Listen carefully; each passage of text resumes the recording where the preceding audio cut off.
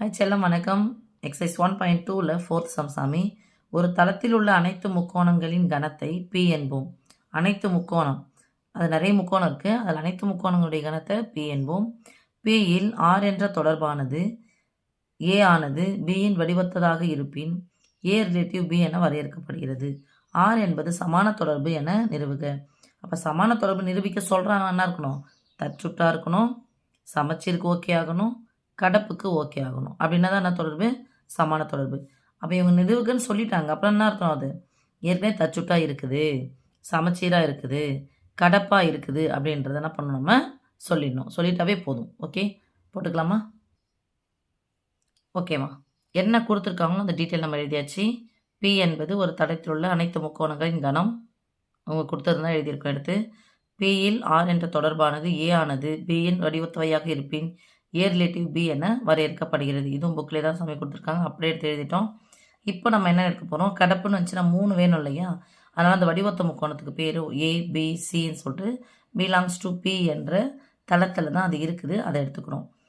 தற்சுற்று அப்படிங்கிறத நிறுவுகன்னு கொடுத்துட்டாங்களா சாமி. நமக்கு சமான தொடர்பு என நிறுவுகன்னு சொன்னாவே தற்சுற்று ஓகே ஆகணும், சமச்சுற்று தொடர்பாக இருக்கணும், கடப்பு தொடர்பாக இருக்கணும். அப்போ தற்சுற்றுனா நான் ஒரு 3 முக்கோணங்கள் எழுதிக்கிறேன்.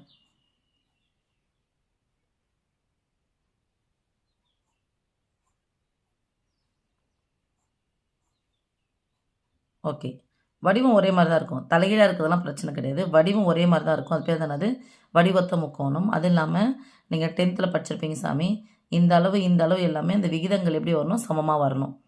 அதாவது இந்த பக்கம் பை இன்னொரு பக்கம் அது எப்படி இருக்குது, அந்த கோணத்தை வச்சு போடுறது, பக்கத்தை வச்சு போடுறது, அது மாதிரிலாம் வச்சு போட்டால் உங்களுக்கு அந்த வடிவத்த முக்கோணம் அப்படின்னு சொல்லிட்டு 10th நீங்கள் படிச்சிருக்கீங்க தங்கம்.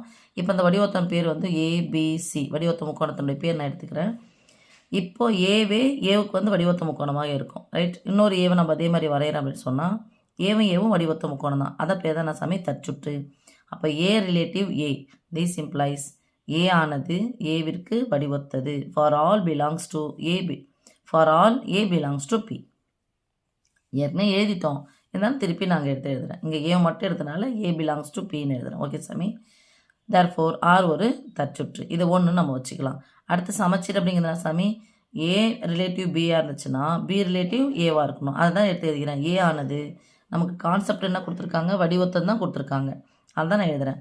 A ஆனது Bக்கு வடிவத்தது, B ஆனது Aவுக்கு வடிவத்தது, A ஆனது Bவுக்கு வடிவத்தது, B ஆனது Aவுக்கு வடிவத்தது. ஓகே சாமி.